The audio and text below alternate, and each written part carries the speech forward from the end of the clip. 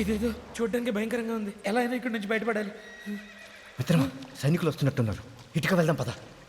వెనకెళ్తే గడిగడ, ముందుకెళ్తే దడిదడ.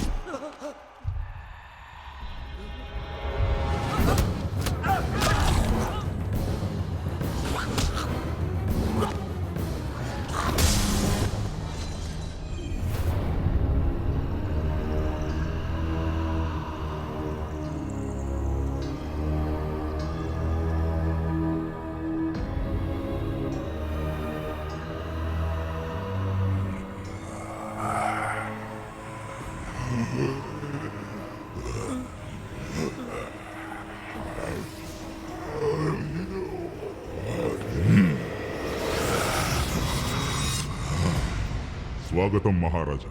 ఎవరు నువ్వు? ఆ దర్పణంలో బంధించబడ్డ ఒక ఆత్మని. ఈ రోజు మీ వల్ల నాకు శాప విమోచనం కలిగింది. దానికి కృతజ్ఞతగా మీకు భవిష్యత్తు వర్తమాన కాలాల్లో ఉపయోగపడేలా ఈ మాయా దర్పణాన్ని కానుకగా ఇస్తున్నాను. స్వీకరించండి.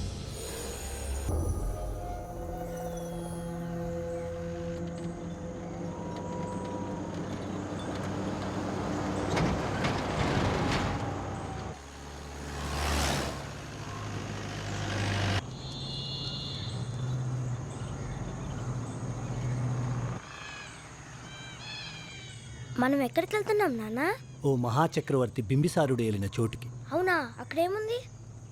ఈ ప్రపంచపు జీవనాడి ధన్వంతరి గ్రంథం ఉంది. అందులో సైన్స్ కూడా దొరకని ఎన్నో అద్భుత వైద్య రహస్యాలున్నాయి. అది మన చేతికొస్తే ఈ ప్రపంచమే మన గుప్పెట్లో ఉంటుంది.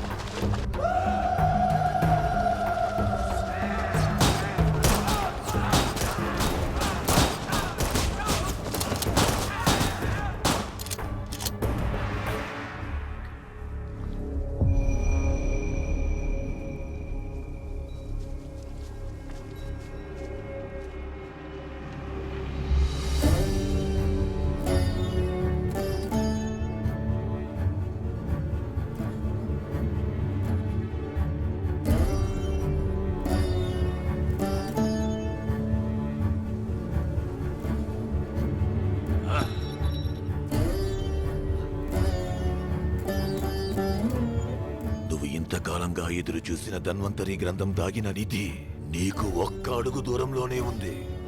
సాధించాం శాస్త్రి, సాధించాం. పిల్లవాడిని వెళ్లకుండా ఆపు శాస్త్రి, వెళ్ళు. సుబ్రహ్మణ్య ఆగు, ఆగు సుబ్రహ్మణ్య, సుబ్రహ్మణ్య, సుబ్రహ్మణ్య, దాన్ని ముట్టుకోకు. సుబ్రహ్మణ్య ఆగు. No, no. సుబ్రహ్మణ్య. శాస్త్రి,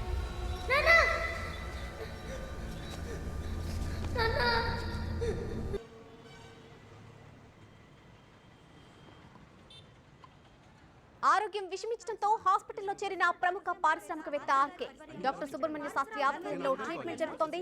ఆయన క్షేమంగా తిరిగి రావాలని రాష్ట్ర వ్యాప్తంగా ప్రజలు ఎదురు చూస్తున్నారు.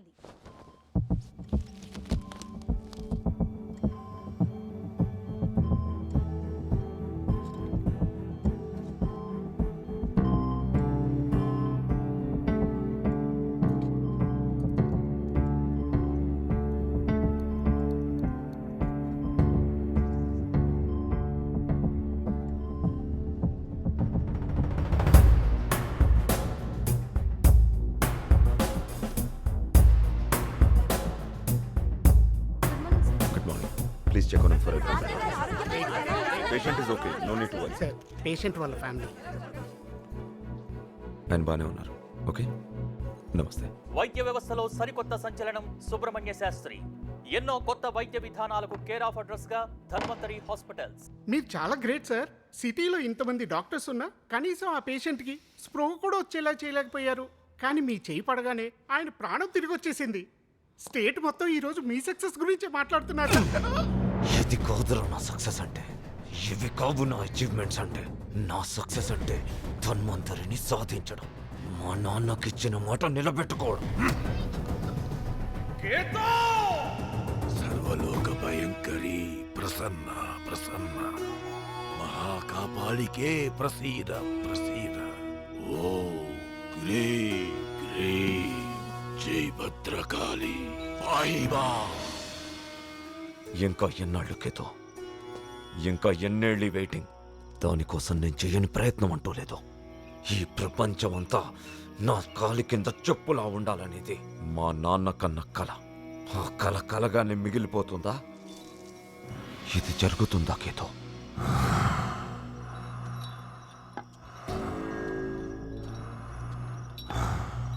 జరుగుతుంది, ఖచ్చితంగా జరిగి తీరుతుంది శాస్త్రి.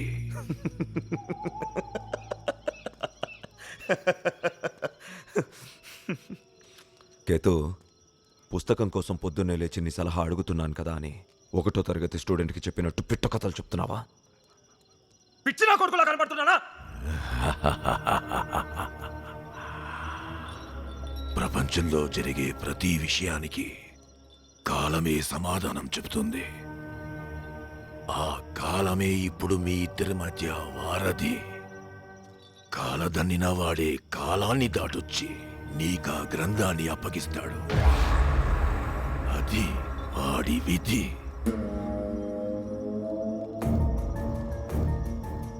శని అష్టమ స్థానంలో గురుణ్ణి గదమాయిస్తుంటే, శుక్రుని శక్తి సన్నగిల్లి చంద్రుని చూపు చురుక్కుమంటున్న కాలంలో అదే కాలాన్ని ఈదుకుంటూ ప్రస్తుత కాలమానంలోకి అడుగుపెట్టి యముడు ఎదుట పడవలసిన సమయం ఆసన్నమైంది శాస్త్రి. వాడే వస్తాడు, వాడే ఆ నిధిని తెరుస్తాడు. వాణ్ణి చరిత్రే తలుచుకుని ఉలిక్కిపడే ఏకసంతాగ్రహి, చూడగానే దేన్నైనా పసిగట్టగల మేధావి, తనకు ఎదురు చెప్పాడు అని సొంత తమ్ముణ్ణే చంపిన అరవీర భయంకరుడు బింబిసారుడు.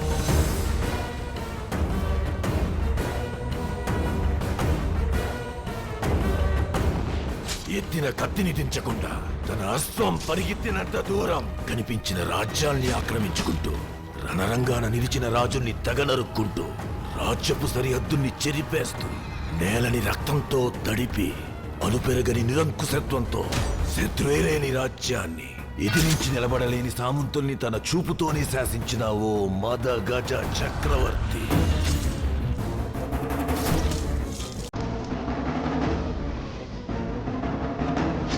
అతని ఎదుట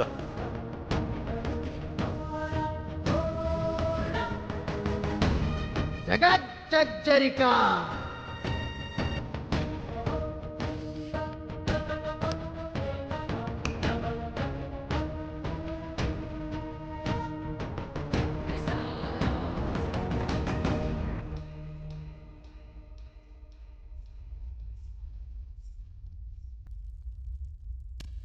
జుబేదా, ప్రభు ఈరోజు సభ ముఖ్య ఉద్దేశం ఏమున్నది ప్రభు, మీ విజయాన్ని వారి విజయముగా భావించి ప్రజలందరూ సంబరాలు చేసుకుంటున్నారు. ఎటు చూసినా తమ కీర్తిని వేయినోళ్లు పొగుడుతున్నారు ప్రభు. ఇంకా ఆ, మీ గెలుపుని కీర్తిస్తూ మీ మైత్రి కోరి చుట్టుపక్కల దేశ రాజులు మీ కానుకలు పంపించినారు ప్రభు. అటులైన ప్రభు ప్రవేశపెట్టుము. అటులనే ప్రభు, ఏమిరా అది? పాండ్యరాజు తన కిరీటాన్ని కరిగించి మీకు కత్తిని చేయించి పంపించారు మహారాజా.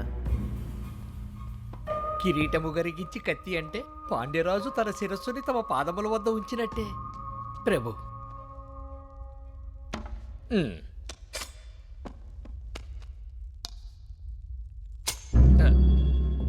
తదుపరి ఏమిరా వెర్రి జజ్జరిక? ఇది సంజీవని పుష్పం ప్రభు.